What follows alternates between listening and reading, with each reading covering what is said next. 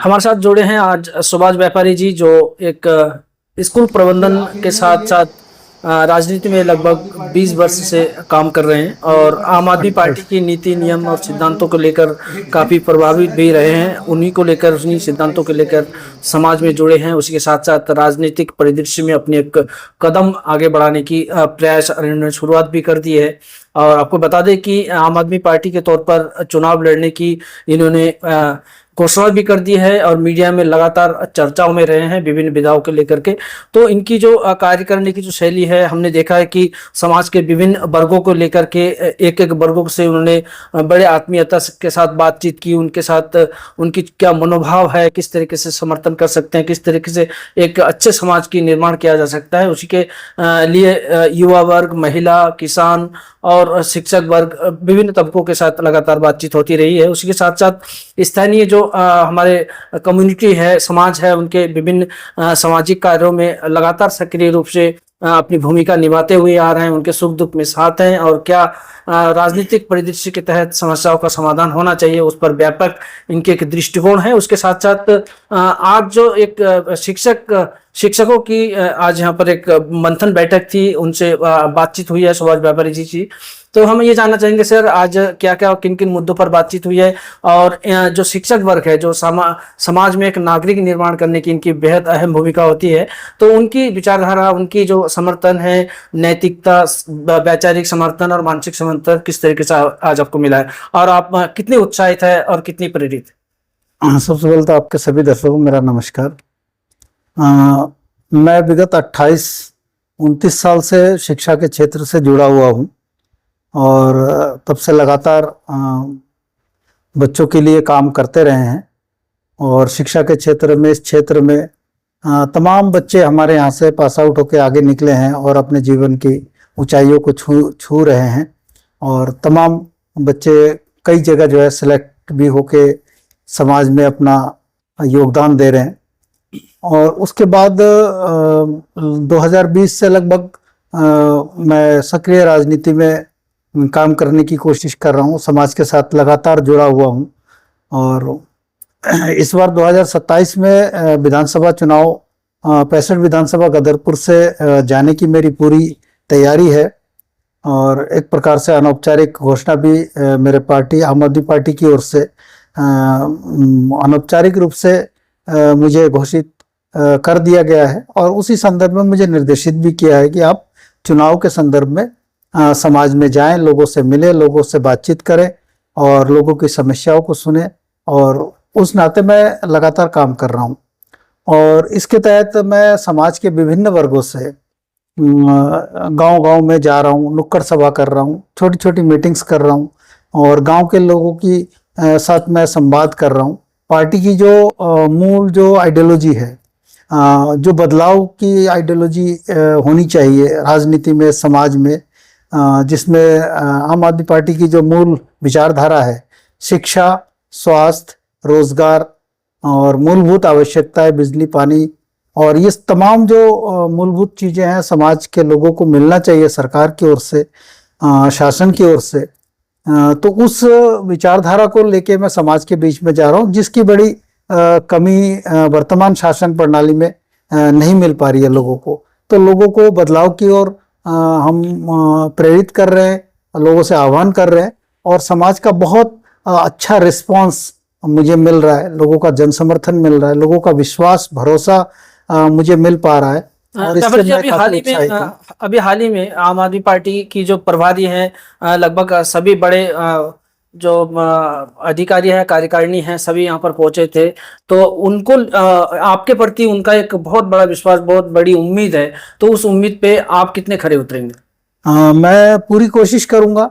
मैं पार्टी का एक छोटा सा कार्यकर्ता हूं और लेकिन मैं कोशिश करूंगा कि जिन जन मुद्दों को लेके आम आदमी पार्टी दिल्ली में काम किए हैं, पंजाब में काम कर रहे हैं, अच्छे काम कर रहे हैं, चाहे शिक्षा का क्षेत्र हो, स्वास्थ्य का क्षेत्र हो, किसानों की समस्याओं के बारे में काम करना हो, पंजाब में तमाम रोजगार के बारे में, रोजगार दिया जा रहा है आम आदमी पार्टी की ओर से।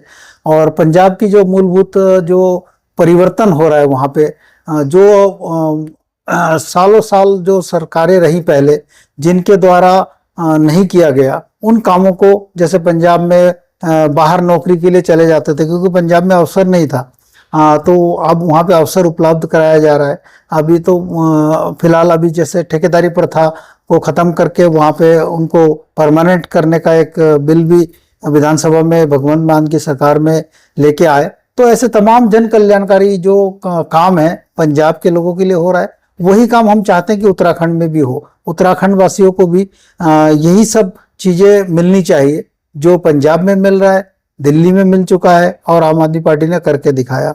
तो उसमें कई तरह की स्कीम है, बसों की यात्रा थी महिलाओं की, दिल्ली में पानी फ्री मिल रहा था, बिजली 300 यूनिट बिजली पंजाब में फ्री है, और 90% लोगों की बिजली का बिल फ्री है। उत्तराखंड की स्थिति देखें तो उत्तराखंड में बिजली इतनी महंगी है, जहाँ पे उत्तराखंड में बिजली प्रोडक्शन होता है और उसके बावजूद भी बिजली बहुत ज़्यादा महंगा है और लोगों को स्मार्ट मीटर लगाने की बात कही जा रही है सरकार की ओर से, जबकि जनता नहीं चाह रही है कि स्मार्ट मीटर लगे। तो जनता नहीं चाह रही है तो जबरदस्ती आप क्यों थोप रहे हैं?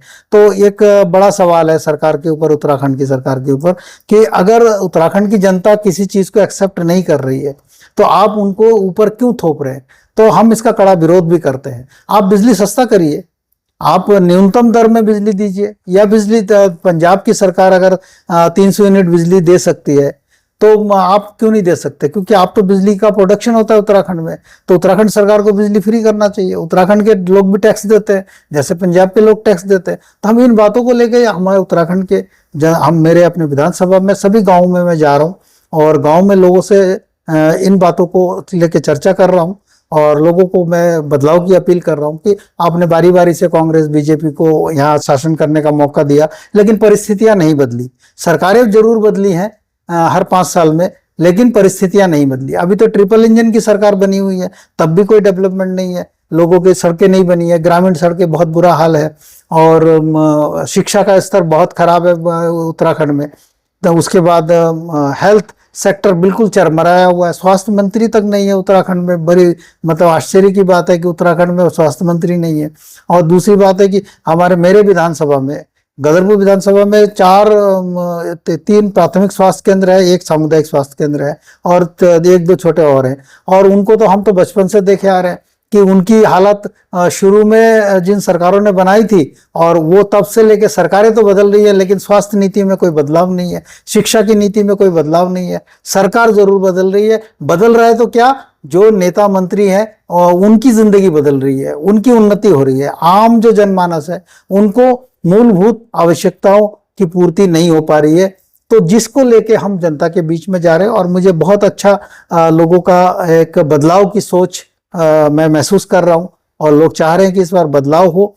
और हम लोगों से अपील भी कर रहे हैं उत्तराखंड की जनता और गदरपुर विधानसभा की जनता से कि आप एक बार आम आदमी पार्टी को काम करने का अवसर दीजिए। उत्तराखंड की परिस्थितियां बदलेंगी। उत्तराखंड में जो मूलभूत चीजें हम पंजाब के लोगों को मिल रहा है और पंजाब के लोग खुश हैं। अभी जो निकाय वहाँ पे चुनाव हुआ, उसका निकाय चुनाव हुआ, उसमें जो है आम आदमी पार्टी ने बहुत बेहतर प्रदर्शन किया और उसमें बीजेपी के तो 1100 कुछ प्रत्याशियों के तो जमानत जब्त हो गया। तो पंजाब में जो काम की राजनीति है आम आदमी पार्टी की, उसको एक्सेप्ट कर रही है और उसको पसंद कर रही है। लोग उसको पसंद कर रहे हैं कि काम की राजनीति हो। तो आम आदमी पार्टी की जो काम की राजनीति है उस पर लोगों का भरोसा और विश्वास जाग रहा है। तो हम चाह रहे हैं कि आम आदमी पार्टी की जो काम की राजनीति है वो उत्तराखंड में भी लोगों को मिले, उत्तराखंड की जो समस्या है उसका समाधान हो। इसलिए मैं जैसे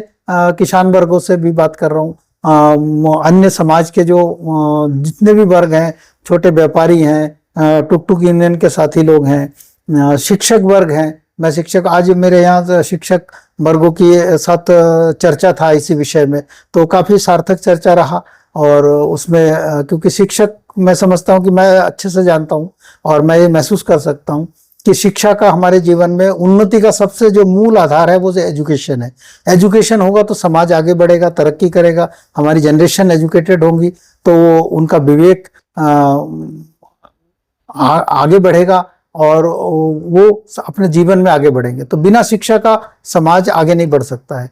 तो इसलिए, और शिक्षक वर्ग एक ऐसा वर्ग है समाज का जो समाज का निर्माण करता है। समाज के भविष्य का निर्माण करता है, हमारी जो जनरेशन है उनके भविष्य का निर्माण करता है। तो शिक्षक का इस समाज के योग आगे बढ़ाने में सबसे महत्वपूर्ण योगदान बाकी लोगों का भी रहता है, पर शिक्षक वर्ग का एक व्यक्ति का, चाहे वो कोई कुछ भी बने जीवन में, तो उसके बनने के पीछे सबसे अहम जो भूमिका होती है शिक्षक की होती है। चाहे वो कलेक्टर बने, चाहे वो बड़े राजनेता बने, चाहे वो डॉक्टर बने, इंजीनियर बने, तो शिक्षक ही निर्माण करता है।